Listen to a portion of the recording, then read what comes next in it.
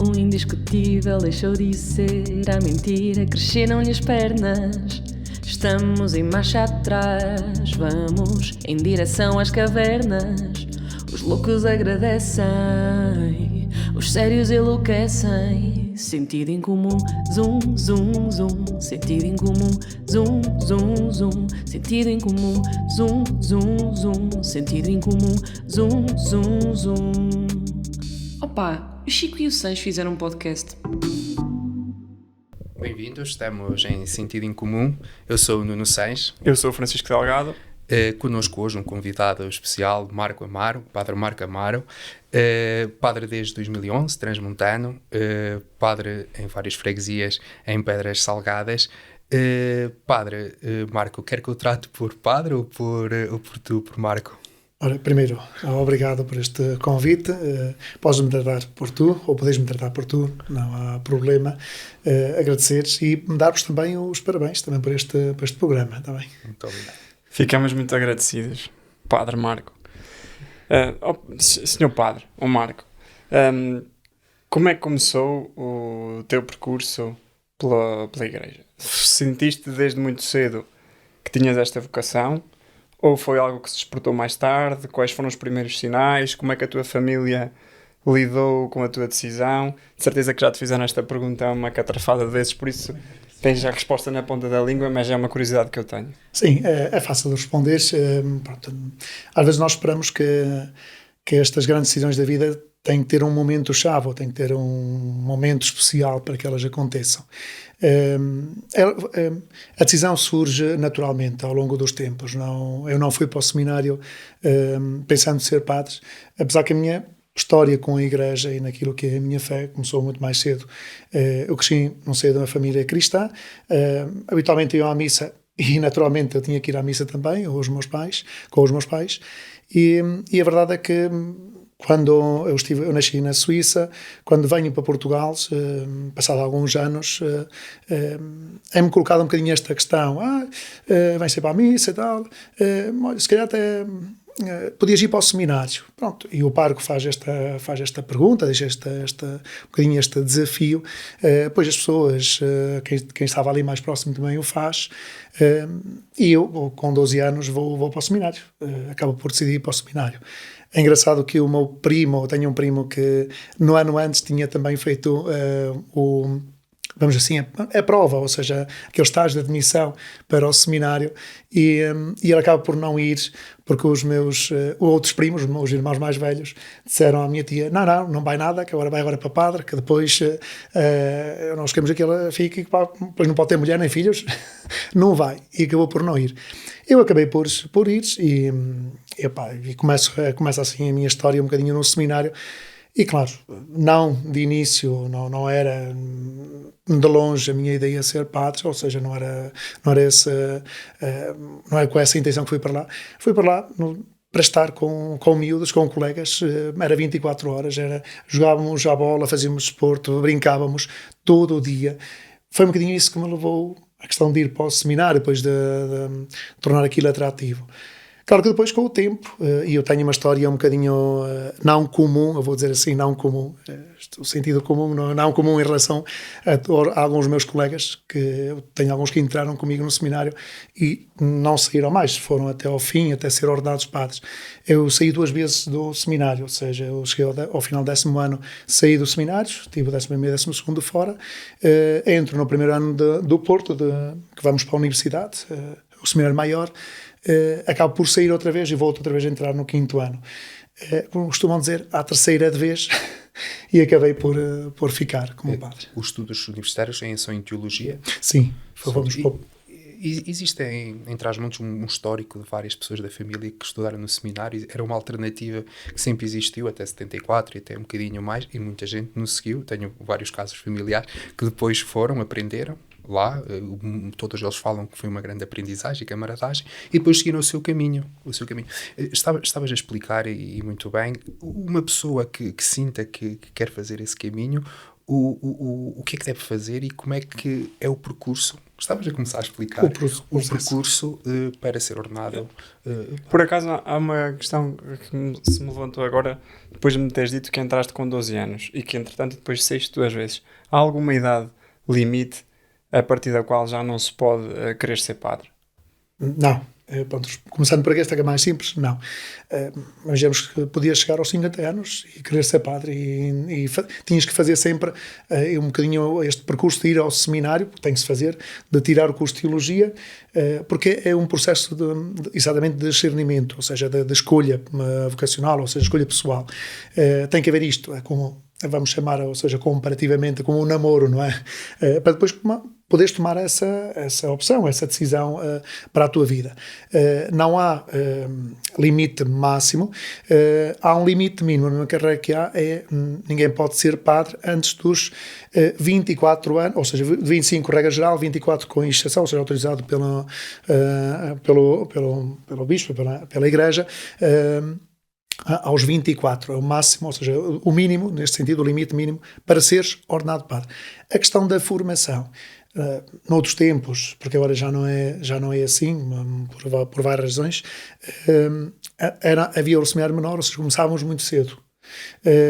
Com o tempo, mudando bem a cultura, a mentalidade, a questão da sociedade, apareceram cada vez mais vocações tardias, ou seja, gente que não foi para o seminário cedo, não fez este caminho que nós chamamos de caminho mais normal, mas que depois, como eu tenho alguns colegas, que acabaram 12º e puseram esta questão e acabaram por ir para o Porto ou para o seminário maior, para a universidade.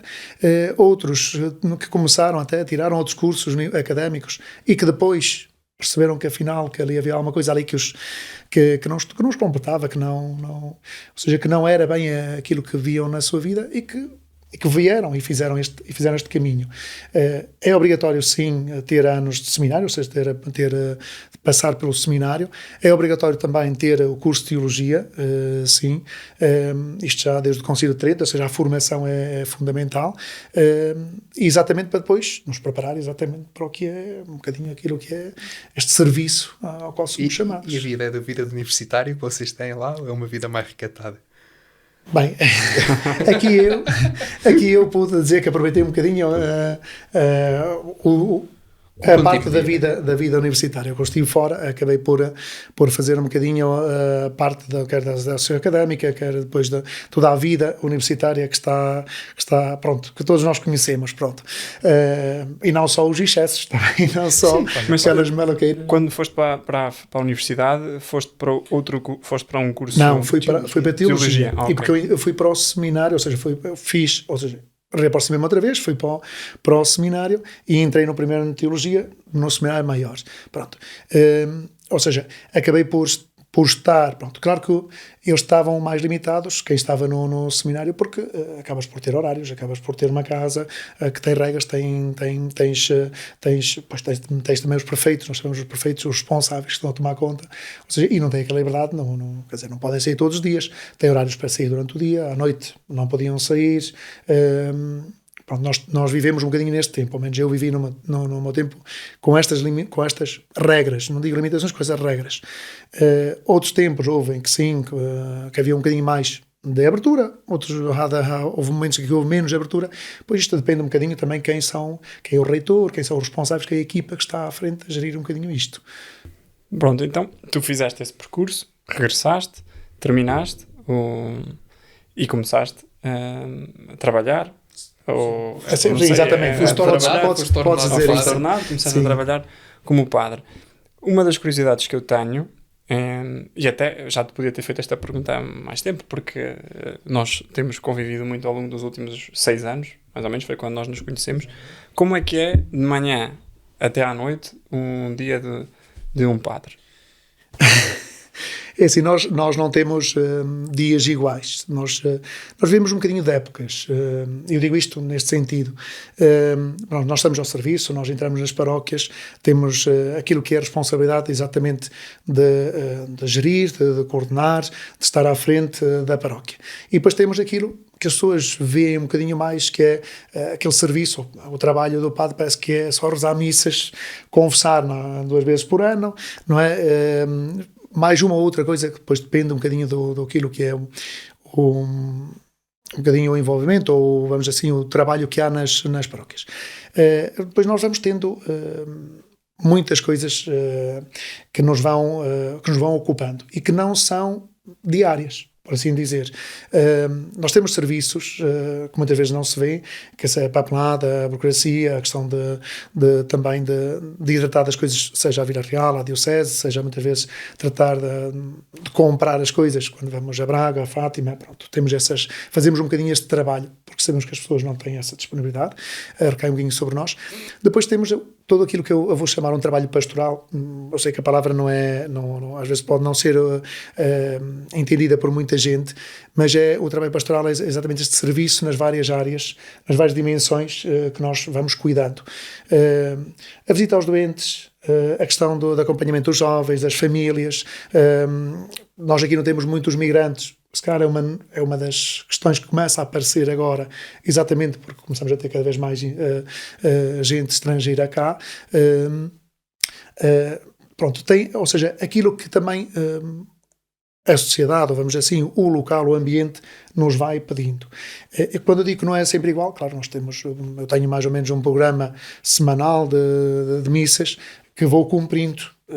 É fácil às vezes de adaptar, é fácil também de gerir, tem as suas regras, as nossas orientações, mas nós não fazemos só isso. Não é? Dá-nos um bocadinho de liberdade, porque as coisas vão se resolvendo e vão se trabalhando conforme em épocas mais fortes. Estamos um bocadinho mais ocupados, vamos dizer assim. Quando falas em épocas mais fortes, o verão, assim, o verão com as festas, com os casamentos, com os batizados, porque e missas por alma, não é? Deve haver mais. As missas não aumentam muito por causa disto. Por isso é que eu digo, às vezes as pessoas acham que é só as missas.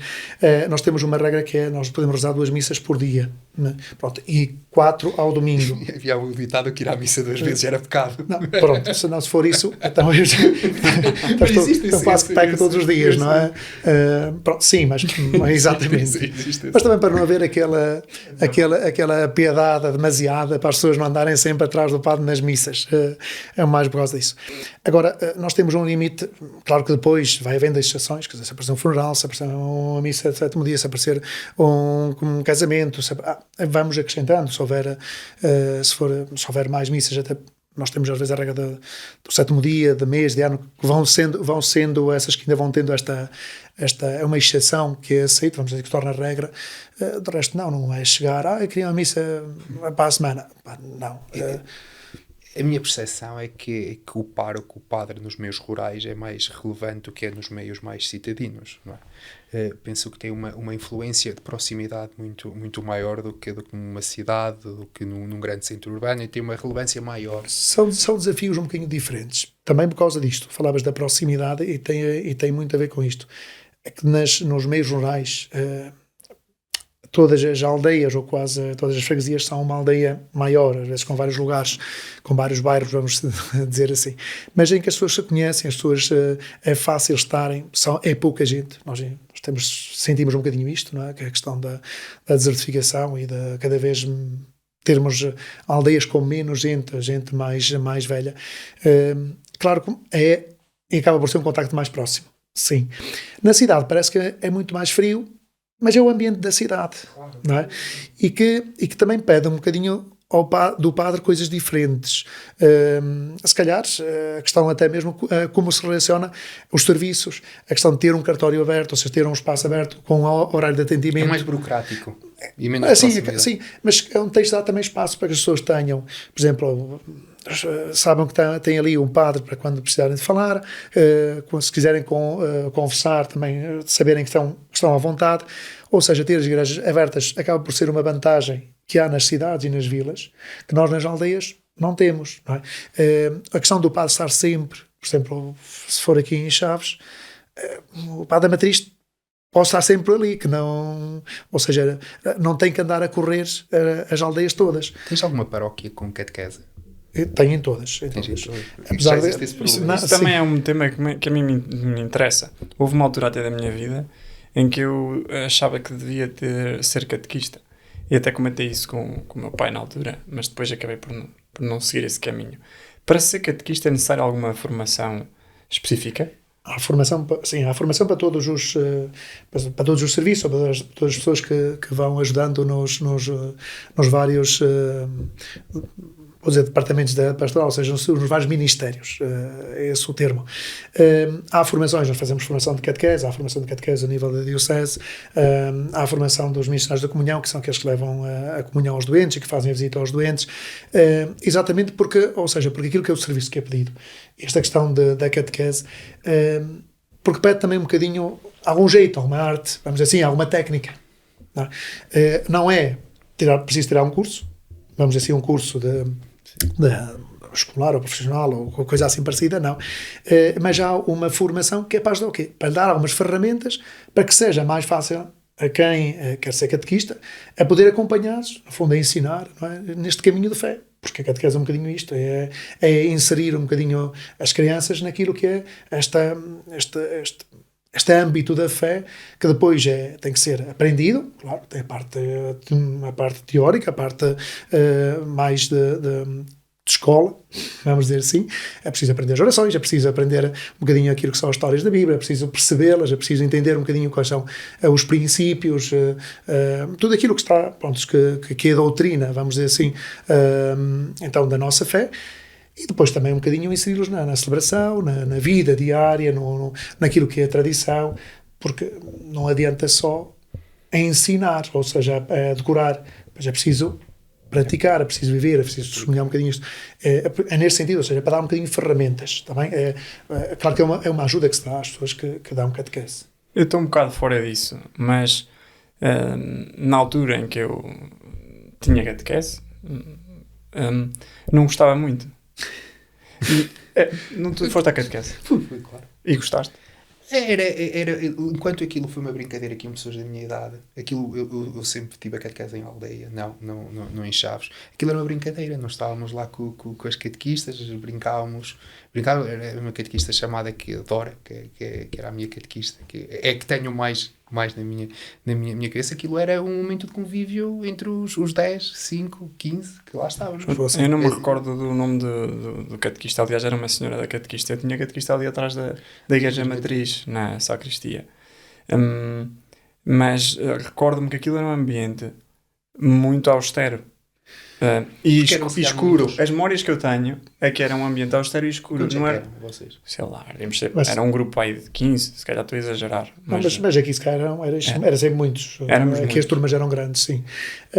E assim, eu também tive bons catequistas. Eu tive um catequista também que que marcou, porque marcou exatamente por aquilo que era. Ele depois acabou por falecer com cancro. Eu acabei por dar catequese também ao filho mais novo dele. Mas era aqui. Eu vou usar este termo de comparação, é como na escola. Nós também não gostamos de todos os professores. Claro. Não é? E se calhar aqueles que nós mais vamos recordando com alguma saudade, se calhar até nem eram os mais fáceis, se calhar até nem eram, mas eram aqueles que de alguma maneira nos deram a volta. Não é? Porque claro, se calhar nós não queremos estar lá, nós não queremos estar também não queríamos ir à catequese, era chato, quando se torna muito, é só decorar, é só fazer sempre o mesmo, mas isto é em tudo, é complicado. Aqui claro, depende um bocadinho da habilidade, da capacidade dos catequistas, e depois depende muitas vezes da forma como também se prepara um bocadinho aquilo que é a catequese, aquilo que é o tema, exatamente para tornar um bocadinho atrativo. Aos primeiros anos é fazer uns desenhos, é começar uma brincadeira ou outra, mas também é assim que se aprende, não é? Para os mais velhos, já precisávamos de alguém que conseguisse desafiar um bocadinho, por colocar questões difíceis, obrigar a pensar, desafiar de outra maneira. Aquele método antigo, do catecismo antigo, que era decorar, que era como a escola dos nossos avós, já não, claro, para nós já não tinha piada. Eu 25 anos depois consegui citar a pessoa em causa, tenho relação ainda com a pessoa e falo imensas vezes com a Dora, com a minha primeira catequista, e tenho uma excelente imagem e ideia dela, mas foi puramente por circunstância, quero dizer. Sim, tenho uma boa recordação. Mas é bom sinal, é bom sinal. E li na missa muitas vezes. Sabes que acabais por ser uma... Como é que eu ia dizer isto? Espera aí, que agora Agora estava... isto acaba por ser um bocadinho uma forma de trazê-los exatamente à igreja, porque a igreja não é nem é nenhum bicho-papão, nem é nada demasiado complicado.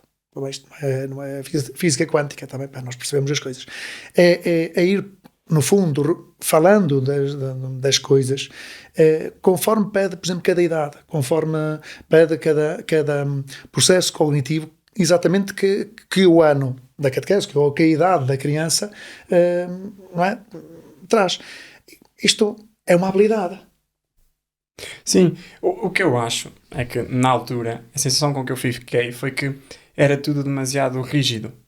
E tínhamos que estar sempre com muita atenção, tínhamos que ter muito respeito pela catequista, tínhamos que ter muito respeito pelo padre, tínhamos que ter muito respeito por tudo que tinha a ver com a igreja. E eu acho isso muito bem. Só que a disparidade entre o ambiente escolar e o ambiente de catequese era um antagonismo muito forte para mim na altura. E fiquei sempre com a sensação que a igreja tinha regras muito rígidas. E isso porventura, pode-me ter afastado àquele tempo um bocadinho da fé. Até porque é um episódio engraçado. No dia da primeira comunhão, eu fugi. A matriz estava cheia, as famílias todas, bem vestidinho, com umas soquetes abaixo do joelho. Pedi para ir à casa de banho e fugi para a casa de uma bolsa. E depois fui sozinho fazer a primeira comunhão com o Padre Helder. Sim, mas sabes porquê que eu fiz isso na altura? Porque me sentia intimidado pela instituição que era a igreja. Exato, porque no fundo a imagem tinhas de quem estava à frente, seja de catequista, seja, às vezes acabam por ser, podes dizer, austeros, rígidos, sim. Se calhar frutos de outra época, de outro tempo, de outra forma de pensar, ok. Mas é verdade, mesmo assim, claro, está sempre alguns traumas. Eu também, agora falaste, quando me lembro da roupa da primeira comunhão, a profissão de fé, é um trauma para mim. Porque é que eu não podia levar uma roupa mais normal? E lacinho? Que remédio, não é? Foi assim, foi com eu também acho que uma altura foi também com os calções, mas roupa mandada a fazer de propósito, e diz assim, então não serviam as calças e uma camisa, está bem, nem que tivesse que ser... Foi isso que me intimidou na altura. Eu lembro-me de estar à espera para ir confessar-me. Exato. E estava com medo.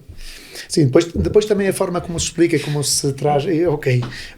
Por isso, mas muitas vezes por hábito. Por exemplo, eu sei que me vestiram daquela maneira, não era por mal, mas porque era o que era o hábito, a tradição naquela altura. E são ótimas as fotografias, com distância, vais ver fotografias por hora, lá estavas com o caderninho, com o tercinho, com a vela, com... um gajo agora ri-se. Naquela altura, assim, que feio, Jesus, isto. E nunca mais usei aquilo, não é? Também não era para mais. É que não dava nem. Vais-nos dar essa fotografia, vamos lançá-la. Já estás a pedir demais. Isto figuras tristes, não, obrigado. É assim, acontece isto nem sempre nós, e cada vez mais eu dou conta, eu estive responsável também pela juventude da diocese, eu e mais 2 colegas,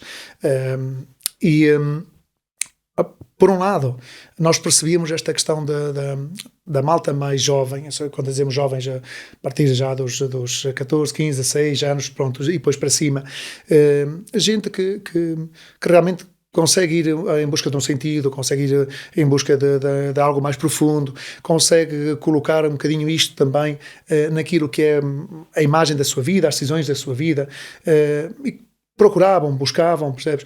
E muitas experiências, muitos encontros que nós fizemos eram um bocadinho isto, era criar momentos, criar oportunidades, exatamente para que depois eles, fosse com quem falasse, fosse com os outros que vivessem mesmo que eles, fosse pelo momento em si, pelo ambiente que é criado, que sentissem aquilo que buscam, aquilo que é a ânsia, porque nós fomos dando conta disto, busca-se a Deus em todos os momentos da vida, não é? Claro que muitas vezes ele é apresentado como uma obrigação. E eu se calhar percebo essa tua, vamos dizer assim, essa tua experiência, esse momento, porque a verdade acaba por ser, a confissão é uma obrigação, tens que, mas o que é que vou dizer? Às vezes é preciso explicar, claro, aos mais pequenos de uma maneira mais simples, mais divertida, mas é preciso tirar esta carga, para não ver este medo. Não vais lá, o padre não é nenhum polícia, o padre não é nenhum fiscal, não é? Ou seja, perceber um bocadinho o que se vai lá fazer, perceber que está ali exatamente para o acolher, para o perdoar. Não é? Eu gosto muito de dar estes exemplos, por isso é que eu faço sempre desta forma. É como, uma coisa é tu dizeres a asneira que fizeste ao teu pai e à tua mãe. Outra coisa é dizeres à tua avó. Claro. Porque, pá, tu sabias que era diferente, sabias que a imagem que tinhas, ou seja, a consequência que ias ter, a responsabilidade, a autoridade, era vista de maneira diferente. E é um bocadinho isto, quer dizer, se nós pusermos o padre exatamente como aquele que deixa de dizer, porque está a portar mal, porque Deus castiga, porque Deus é mau, porque o padre vai-te castigar, vai-te dar uma penitência, isto cria, que imagem cria? Claro. E existe um afastamento, obviamente, das gerações da igreja. Existe a ideia que a igreja está embalsamada ali num local em que não se está a aproximar das populações, das gerações. E depois apareceu em Portugal a JMJ, que soa rock and roll, que foi algo que toda a gente, de um dia para o outro, mostrou um interesse enorme pela igreja, e também prova disso foi o Padre Francisco, não é? Sim. O Papa Francisco, perdão, que aproximou muito as pessoas pelas suas palavras, e acho que o caminho que a igreja estava a fazer e está a fazer com o Papa Francisco era o caminho certo, porque a igreja tem que pelo menos fazer bem às pessoas, e se não for só vender a sua palavra, a sua fé, mas pelo menos fazer bem às pessoas, e as pessoas saírem de lá melhor do que ao que entraram. Nem na JMJ a igreja se safou da polémica do altar-palco. Sim, mas dos milhões que foram gastos no altar-palco. Infelizmente vamos ter e vamos ter sempre, e leva-nos a muita coisa que se diz da igreja. Pronto, é caminho que também se vai fazendo. Não somos perfeitos, porque a igreja é feita da massa humana, por isso não é perfeita. Se calhar um bocadinho esta dimensão, e sim, tem a ideia do Papa Francisco e aquela expressão dele, todos, a questão um bocadinho também da JMJ como um sinal. Foi um sinal positivo, acho eu, daquilo que é a Igreja em Portugal também, que é exatamente que é de todos estarem integrados, todos estarem, ou seja, é a responsabilidade de todos, não é? Mas também está para todos. Não é? Claro que a Igreja, ao abrir-se, ou seja, Nosso Senhor, quando deixa a igreja, deixa exatamente para continuar a sua missão, que é salvar a todos. Eu vou dizer estas palavras, pronto, eu sei que isto depois tem que se abrir um bocadinho às dimensões todas da vida. E sim, parece que às vezes que a igreja está parada no tempo. Não é nada estranho se nós formos ler um bocadinho a história. Claro que a igreja, com todos às vezes os seus pecados, muitas vezes pode abusar do poder, não é? Outras vezes parece que não tem força nenhuma.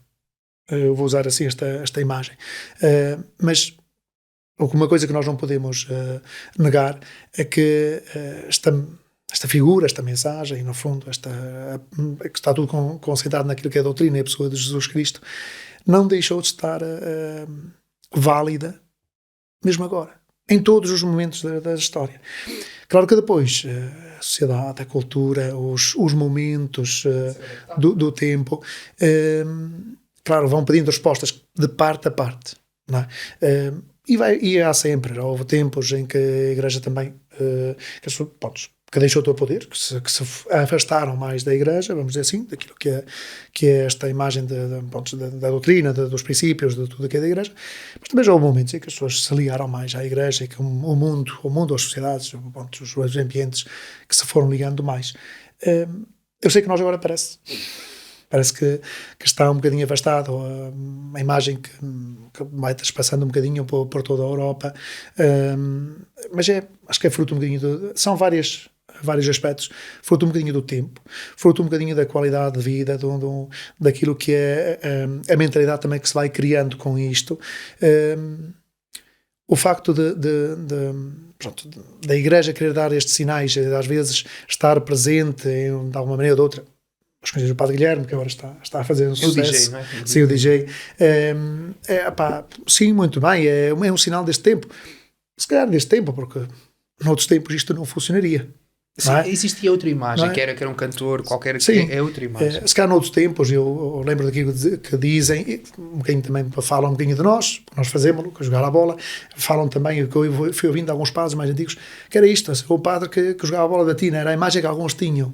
Quer dizer, sim, e se calhar não, para os adolescentes, para aquela gente que está a olhar para a igreja, é bom ter estas imagens.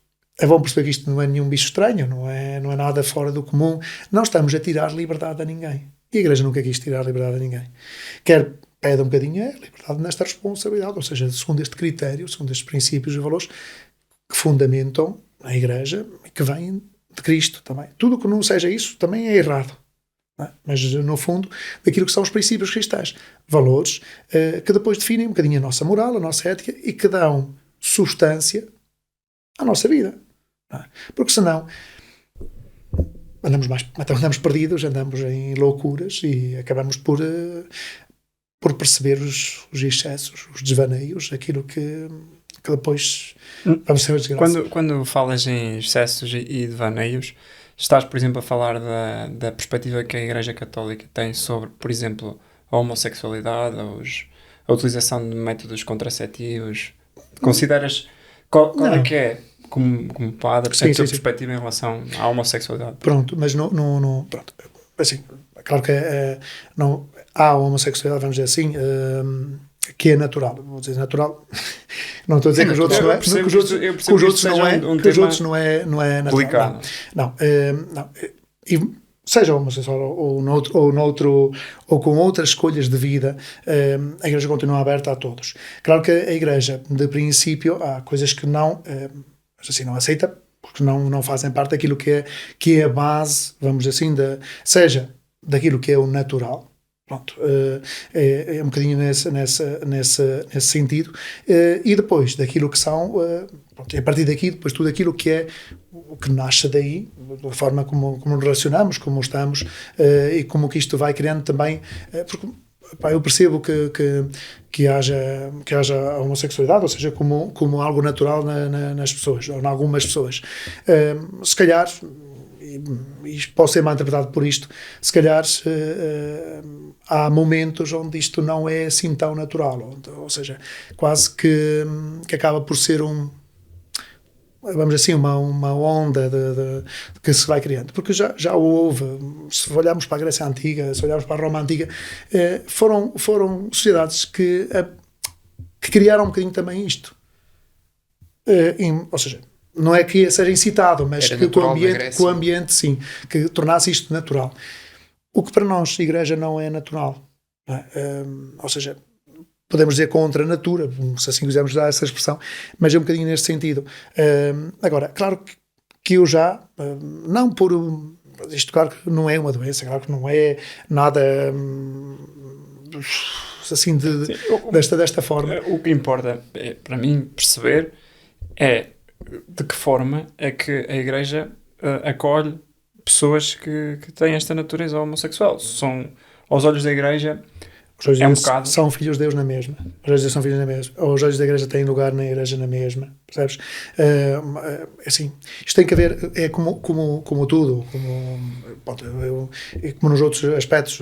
Vou citar alguns que são mais comuns, como por exemplo a questão dos recasados, não é? Como a questão de gente, não estou a comparar, ou seja, não estou a dizer que são a mesma coisa, mas se calhar da gente que seja por um ou outro, ou você pecado, ou crime, ou percebes? Ou seja, que depois, porque isto traz muitos, ou seja, na sociedade acabam por dar uma imagem, trazem uma forma de olhar do grupo sempre um bocadinho complicado, não é? A Igreja tem lugar para todos. Claro que o abrir as portas a todos não quer dizer que a Igreja aceite tudo, não é? Aceita todos, não tudo, exatamente pelos seus princípios, ok? Por exemplo, não estão fora da Igreja, a não ser que queiram estar, claro. Mas não estão fora da Igreja porque a Igreja porque ele fecha a porta, não. Acho que a Igreja tem de ser uma porta aberta para todos. Agora, a Igreja, e nós estamos para isso, nós estamos, ou seja, é preciso vir, é preciso falar, ou seja, isto depois é um caminho também que se vai fazendo. Não pode chegar ali, nós queremos o mesmo que os outros. há condições de vida que não podem, há critérios que a igreja tem que não, ou seja, não torna isso possível. Agora queriam casar na igreja. Opa, não pode ser. Mas isso é uma discriminação, ou isso é um mal. Vamos entender cá também nisto, ou seja, o princípio da igreja não é esse. O casamento, a união é de homem com mulher. Opa, até mudar isto, até que isto mude, se um dia mudar, não sei, isto não quer dizer, ninguém diz nunca, mas se isto mudar, então... Sim, a própria aceitação da homossexualidade tem vindo a ser progressiva ao longo das últimas décadas. A maior mudança que podíamos ter era a aceitação. Mas vamos ver uma coisa. Algo natural. Assim, há uma expressão... o que eu queria, desculpa estar a interromper, o que eu queria concluir dizendo, da mesma forma que a sociedade foi cada vez mais sabendo integrar a homossexualidade, é possível, e eu acredito que haja correntes dentro da igreja, que chega à altura em que também a igreja olhe para a homossexualidade não como algo contra a natura, mas...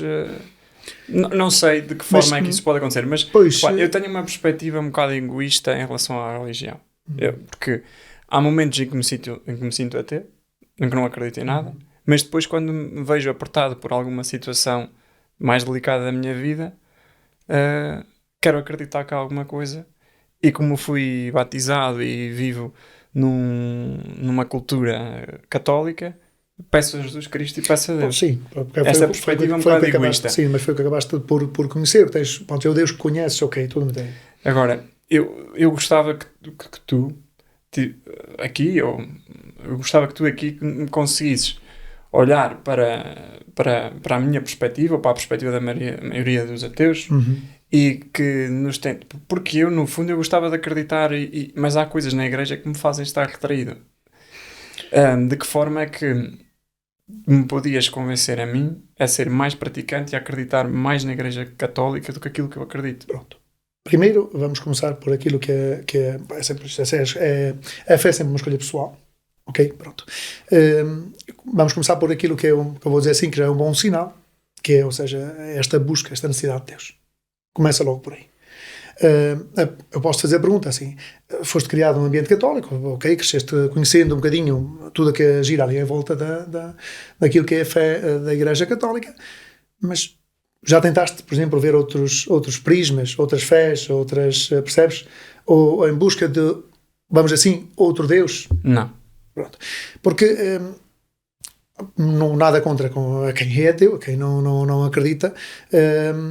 Agora, se nós temos esta inclinação, e no fundo, eu acredito que por aquilo que, quer dizer, se nós encontramos numa ilha remota, que se calhar nunca teve, agora não, que agora já conhecemos todo o lugar do mundo, mas quando foi descoberta nunca teve contacto com ninguém, não é? E se havia ali uma religiosidade, ou seja, havia ali sempre uma ligação ou uma busca de uma entidade, de um Deus, pois seja a natureza, seja outra coisa, seja isto, pronto, é um sinal desta busca que nós temos, não é?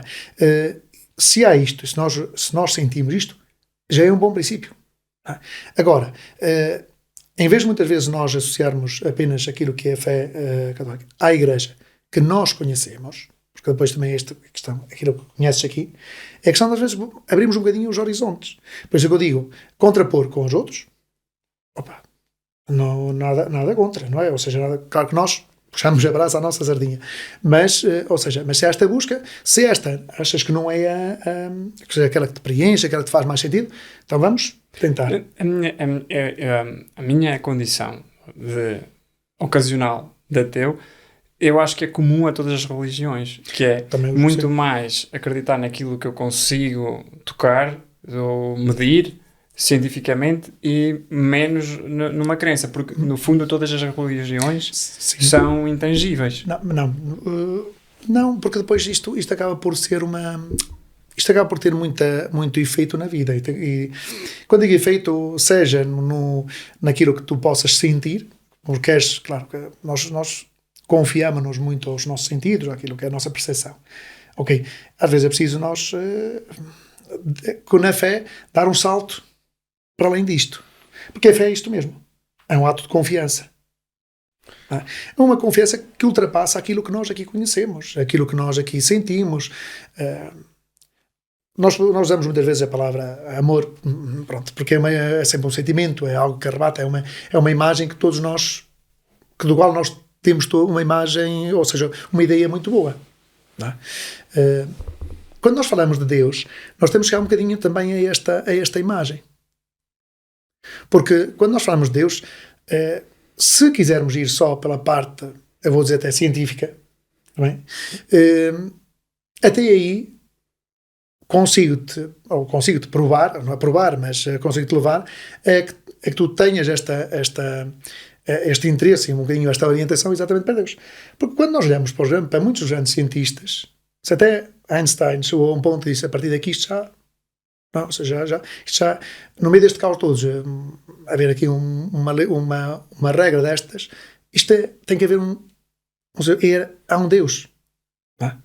Marco, há uma pergunta que obviamente todos queríamos fazer. Como é que um padre, um jovem, vive a situação que é imposta pela Igreja do celibato? Não. É engraçado que vós pondo sempre esta como uma imposição. Às vezes é preciso também lermos isto um bocadinho ou seja, é uma escolha feita na liberdade.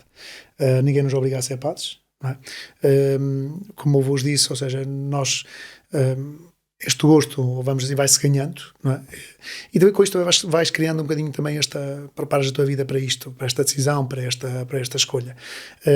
Pronto, acaba por ser eu vou dizer que é uma questão prática. Eu entendo um bocadinho dessa forma. Pronto, nós não estamos aqui a dizer assim, entre uma coisa e outra, poderíamos até conciliar, os padres podiam ser casados, há outras religiões que têm os pastores que são casados, poderia funcionar, poderia. Acaba por ser uma norma, vamos dizer assim, um princípio que está assumido pela Igreja já há muito tempo e que é muito prático, eu entendo muito prático, por aquilo que é a disponibilidade que nos é pedido, por aquilo que é também a liberdade depois do Bispo, poder nos mudar, poder mexer connosco. Há aqui várias questões que depois também ajudam, a questão de ser secretário, estar sozinho, não é? Ajuda muito. Agora, eu acho que assim, eu convivo bem com isso. Percebes? Eu convivo bem com isso. Nós temos exemplos, sim, de colegas que, porque depois perceberam que afinal não tinha sido a decisão mais certa, que afinal precisavam, também saíram e fizeram vida de casado ou que arranjaram mulher. Mas acaba por ser muito uma escolha nossa. Pois cada um também se sente confortável ou não com essa escolha, não é? Isso depois é ser verdadeiro consigo. Não é? Pois porque... Nesta sequência, tu há bocado falavas que o medo da morte existe sempre porque é o nosso instinto que nos quer salvaguardar. Exatamente. Desse destino e que nos põe os nossos instintos de alerta. Pode ser replicado esse instinto também aqui, não é? Não, claro que nós somos seres de relação e pronto, voltando um bocadinho, pronto, a questão é que nós fomos criados exatamente para estarmos atraídos ao sexo oposto. Isto em qualquer espécie, desde que seja macho e fêmea, foi um bocadinho foi assim desta forma, a fórmula que foi criada exatamente para que nós fomos criados e que funciona connosco. E não deixa de estar, não deixamos de sentir atração, não deixamos de ter no fundo, sentimento, sim, está. Agora, nós, sendo uma escolha, depois nós vamos trabalhando um bocadinho também isto. Não é? Até porque também há, sem ser padres, gente que decide ficar sozinho. Também há. Ou seja, eu vou usar esta expressão até da Bíblia de Nosso Senhor para explicar um bocadinho isto. Nosso Senhor diz assim, há eunucos que nasceram eunucos. Ou seja, que não querem vamos assim, e aqui nos eunucos eu podia aqui incluir um bocadinho a questão da homossexualidade, sim, ou seja, a gente que nasceu assim, não é? Pronto.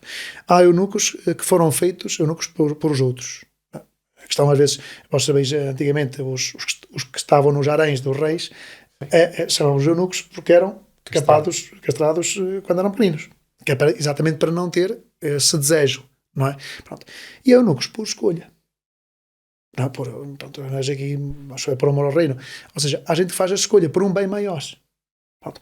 É um bocadinho neste sentido. É uma escolha exatamente por causa do serviço que nos é pedido, um bocadinho. Por isso é que eu digo que é um bocadinho mais, eu entendo isto mais prático, não é? Porque não é, assim, também não é natural, não é?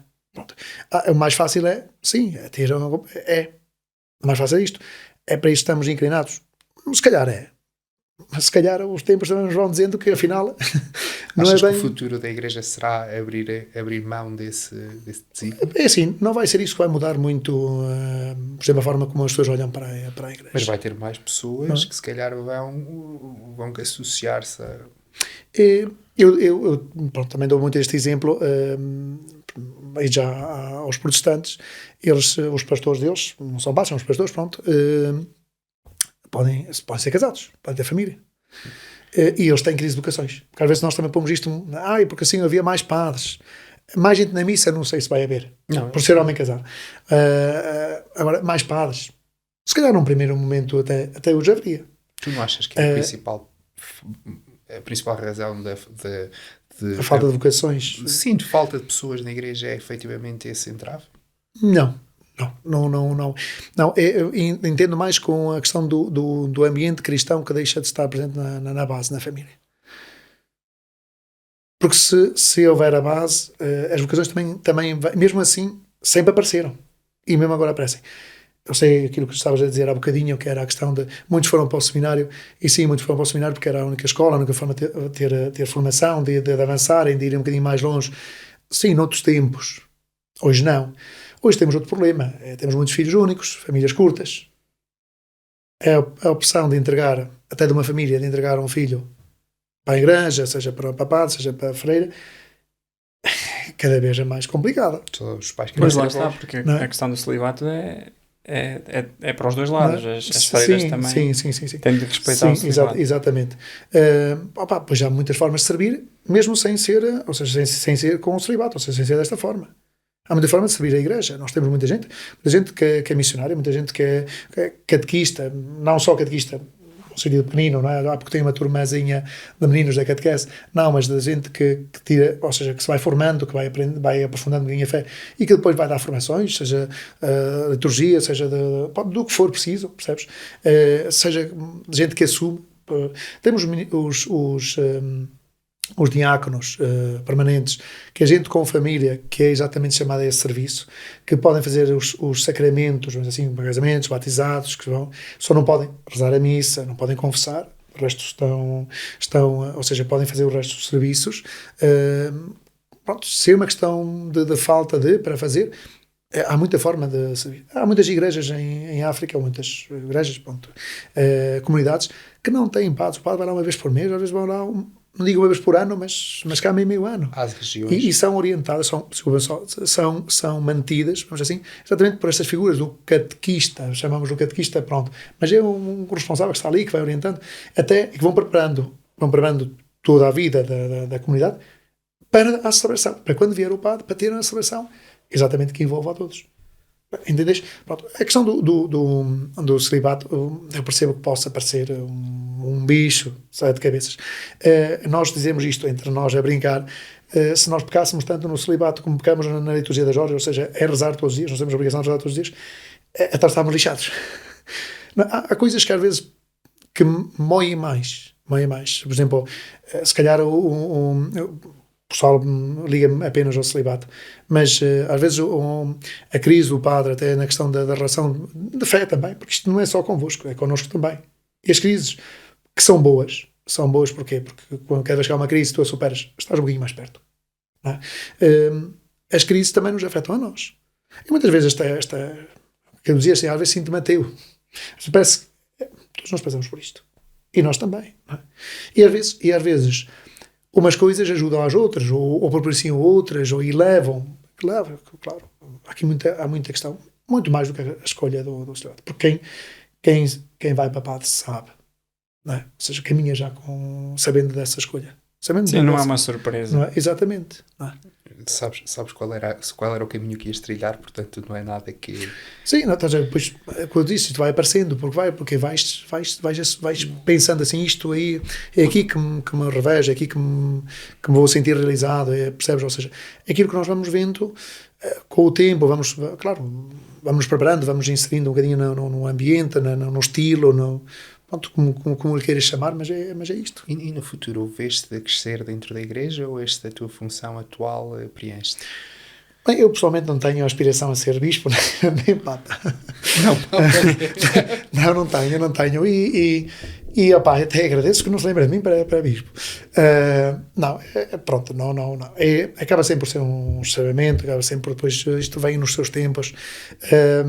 Agora, se me perguntas assim, estás a fazer trabalho para... Isto não é progressão na carreira. Para nós não é progressão na carreira. E o nosso serviço a base é de ser padre. A partir daí, eu também entendo que tenha, para ser bispo e para chegar a papa, já tens de ter um arcabouço. Já não pode ser qualquer um. Mas o arcabouço que tu falas é de conhecimento teológico? É a forma como tem que ser obrigados a conhecer muitas línguas? Não, isso não. Isso depois isso também, as línguas também aprendes, e se não souberes mais nenhuma, não há problema nenhum, porque isto também, hoje em dia, consegues desenrascar. Claro que, por exemplo, os papas sabem falar muitas línguas. Muitos deles, e nós temos vindo a ver com este e com o Papa Francisco, o último, é assim, eles primeiro andaram pelo mundo, não é? Ou seja, pronto, e depois quando vêm para Roma, ou seja, esta questão de serem bispos, serem cardeais, ou seja, já os obriga, já vão aprendendo. O italiano vão aprendendo, porque depois isto acaba por ser intrínseco. Depois, se calhar, quer dizer, um americano que sabe falar bem o inglês, não é? Que vai para a América do Sul, começa a domina o espanhol, não é? Que depois, se calhar, ali tem contacto com vamos dizer, rascam português porque é parecido, similar, o francês porque, se calhar, quando vêm para a Europa, não é? Até se calhar já foi chamado para um sítio e lá se obriga. Porque isto tem a ver com... Por acaso notei isso. O Papa não esteve há pouco tempo no Brasil. Não esteve na América Latina há muito tempo como missionário. Não, sim, exatamente. Este Papa ainda não foi ao Brasil, o atual. Não. Mas eu vi-o a tentar falar... então, não, foi eu vi-o a tentar falar português, mas o português dele não é tão bom como era do Papa. Depois também é... Mistura muito com o espanhol, mas notei por acaso. Sim, mas depois eles fazem, ou seja, claro, depois também se preparam, ou seja, tentam e se sentem à vontade, até fazem. Se não puderem fazer mais, basta uma frase ou duas, já é muito bom, não é? Quando digo arcabouço, não estava a falar nesse sentido. Estava a falar, ou seja, é pedido, quando digo arcabouço, assim, é pedido também uma forma de ser, de estar, não digo muito específica, mas muito própria para isso. Porque, está bem dizer assim, um bispo está à frente da diocese, mas a vida muda completamente. Uma coisa é as paróquias, uma coisa é um ritmo das paróquias, uma coisa é estarmos sempre com o povo. E quando dizemos sempre com o povo, ou seja, entrarmos nas suas vidas, por causa dessa proximidade, ou seja, estamos diante dos problemas, diante das questões, naquilo que são as festas, mas também naquilo que são as desgraças das pessoas. Um bispo, por mais que tenha o cuidado de toda a gente, mas o moleque já é mais abrangente. Um papel mais político. Não, acabas, claro, quando vai para as festas, vai para crismar, vai para a visita pastoral, vai para conhecer um bocadinho as paróquias, mas está nos problemas, não, porque para isso tem o padre exatamente para resolver, para trabalhar, percebes? É este por isso que eu digo o arcabouço. Pois claro, depois tem que saber estar, depois tem que se habituar um bocadinho à parte, sim, política, social, porque isto depois vai andar nesses meios. É mais pedido a um bispo, que é o representante, que é o representante da Igreja a nível da nossa diocese, é mais pedido a ele do que a nós. Eu estou nas aldeias, a mim, o quê? Posso participar numa coisa qualquer, seja de uma associação, seja da Câmara, seja da Junta, ok, mas é uma coisinha, muito dificilmente. Qual é que é a hierarquia? É padre, bispo, cardeal, papa? Pronto, é assim, no fundo, eu vou explicar, no fundo são porque depois, mas vou explicar. Nós temos bispos, padres e diáconos. A hierarquia da igreja são bispos, padres e diáconos, naquilo que é a sua base. Depois, nos diáconos temos os diáconos que são a caminho do sacerdócio, porque nós temos que ser diáconos antes de ser padres, e os diáconos permanentes. Nos padres, tem só padres, depois tem alguns títulos, há o Monsenhor, depois há títulos que a igreja vai concedendo, pronto. Depois temos os bispos, e quando entras nos bispos, pronto, já entras no bispo, depois entras no arcebispo, depois tem a ver com a diocese, pronto, mas que é bispo. O cardeal é bispo também, percebes? E o papa também é bispo. Só que o Papa é o bispo de Roma, mas é o bispo de toda a Igreja. Os cardeais são os bispos que estão no colégio cardinalício, ou seja, que é o que elege o Papa, aquele que acompanha, vamos assim, que acompanha mais ali o Papa nas decisões, pronto. E depois tens os bispos, que têm sempre uma diocese, pronto, que são os bispos que estão mais locais.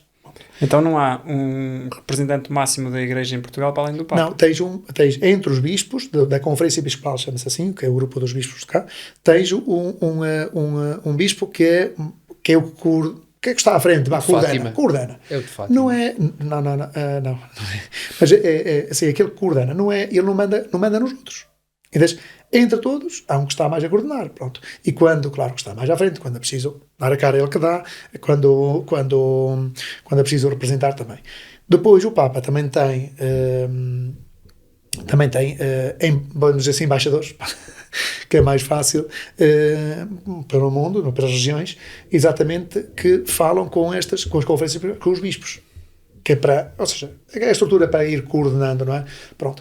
E os bispos vão, de 5 em 5 anos os bispos portugueses vão a Roma, apresentam um bocadinho o estado do país, da Igreja de Portugal, percebes? Daquilo que é a realidade, nós mandamos todos os anos, mas depois levam ali um bocadinho o relatório, casamentos, batizados, percebes? Ou seja, porque aí é que vejo um bocadinho a vida, ou são é os censos. Sim, que é o que vejo um bocadinho aquilo que vai acontecendo, vocês leram um bocadinho por aí aquilo que é registrado em Portugal. E onde é que as irmãs entram no meio desta hierarquia? As irmãs acabam por ser, ou seja, não entram nesta hierarquia porque não é a hierarquia própria da Igreja. Entram exatamente como noutro tipo de serviço, vamos dizer assim, porque depois, por exemplo, nós temos as irmãs e as freiras e os frades, também que estão os dois no mesmo, que são gente consagrada. Está bem? Pronto, é gente consagrada, que se dedica, ou seja, que entra aí num estatuto próprio, mas estatuto próprio numa linguagem que todos nós percebemos, estatuto numa condição própria, que é exatamente que eles entregam-se totalmente àquilo, e que entram numa congregação, entram sempre numa congregação que é aceito, ou seja, que está validada exatamente por Roma, onde tem os seus regras, tem os seus princípios, tem o seu carisma é o seu estilo e a sua vocação. Porquê que eu digo, para vós perceberes, porque imaginemos, nós temos freiras que são contemplativas, que são de rezar. Pronto, não fazem mais nada senão rezar. Claro que gerem a casa, podem até vender umas coisitas, mas o principal foco deles é rezar, é contemplação. Temos outros que são ativas, que são, por exemplo, têm lares, têm creches, cuidam dos doentes, cuidam dos deficientes, pronto, percebes depois, e claro, depois as pessoas, os jovens, ou os homens e mulheres que entram nestas congregações, é porque se revêem nesse estilo da vida, não é? As contemplativas estão em regime de internato. Sim. De internato, não é de internato. Internato é da escola. Sim, mas de clausura. É de clausura. Ainda é pior a palavra. É pior. Não, pois, bom, sabes que a linguagem depois acaba por vir já há muitos anos e sim, depois os quartos são as celas.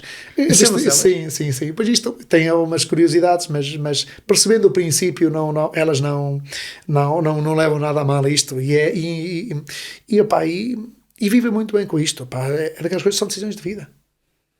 Okay. Clausura deve ser deve derivar do latim. Sim, porque depois também havia os claustros. Sim. Vocês são obrigados a aprender latim? Nós aprendemos latim, temos latim ou seja, aprendíamos no secundário. Porquê? Porque nos ajudava, porque nós íamos ter latim. Nós temos latim, grego, hebraico na universidade, por isso era bom termos as bases antes. E assim lá já não precisávamos fazer, já não é tão difícil, não precisávamos fazer tanto latim. Vocês sentem-se capazes de apresentar uma missa em latim? Já não? Nós quando vamos, nós estamos na seleção e quando vamos jogar lá fora, a forma de todos participarem na celebração é exatamente pelo latim, acaba por ser ainda esta língua comum das celebrações para todo o mundo. Nós acompanhamos. Agora, se fosse para eu estar à frente, tinha que treinar um bocadinho antes, porque eu não sei, o latim, para falar latim não é uma língua morta, não é fácil. Agora consigo ler, consigo acompanhar É claro que depois com acento muito nosso, isso sim, mas com algum treino fazia-se isso. Não é? Ajuda-me. Ablativo, genitivo. Isto é latim. Isso depois tinhas as declinações, sim. Depois tinhas as declinações, o latim tinhas essas terminações. Sim, tinhas, ou seja, que era sempre a forma da palavra, depois aquelas terminações todas, que eram as regras, que eram os verbos, que eram tudo isso que era a gramática deles. Que tem um esquema muito matemático e que nós vamos por sendo fácil porque também é a base da nossa língua. Sim. Por isso, sim, claro. Sim. Por isso, para nós até entrava bem. Acho que estamos a chegar ao fim. Estamos a chegar ao fim. Acho que ia-te pedir para no fim, depois és tu que nos despedes aqui, como fazes na igreja no fim. Mas primeiro queríamos-te fazer uma pergunta, acho que até o Francisco que te vai fazer. Não, só queremos saber, se tivesse que escolher uma, qual é que era a música da tua vida? Eu estava à espera dessa e eu ainda me pus a pensar nisso porque assim, olha, eu sou pouco dado à música, eu sou muito sincero, não tenho um gosto muito fixo na questão da música. Há alturas que até me fujo para a clássica. Gosto bastante de jazz, assim, naquilo que é um ambiente. Depois quando é para divertir é latina. Depois eu fico assim, a gente fica assim meio lança perdida. Lança uma. Mas a questão é que eu não consegui. Pode ser uma da igreja. Pois eu ia dizer assim, olha, queres ver que eu vou ter que ainda usar uma da igreja para ser assim um parolo, parece um piegas. Eu gosto de músicas da igreja. Não, é assim, há algumas que, assim, em ambiente da igreja, exatamente por aquilo que foram os momentos e os ambientes, há algumas que tocam e quando são cantadas e tocadas por gente que sabe, ou seja, com um sentimento e no ambiente também próprio, são top. Há uma que eu acho que eu gosto, que eu ouvi-as muitas vezes e foi-nos acompanhando um bocadinho também durante quando estivemos à frente da juventude, é uma que é Deus é Amor. Não é por mais nada. Resumo um bocadinho aquilo que é a forma como olho para Deus, como sempre olhei, como o sinto e pronto. E depois também como foi acompanhado nestes momentos bons quando estava a acompanhar a juventude, acho que fica também uma assim mais do meu ramo e é algo que faz mais sentido para mim. Está feito. Muito obrigado. Pronto. Obrigado. Olha, eu é que agradeço.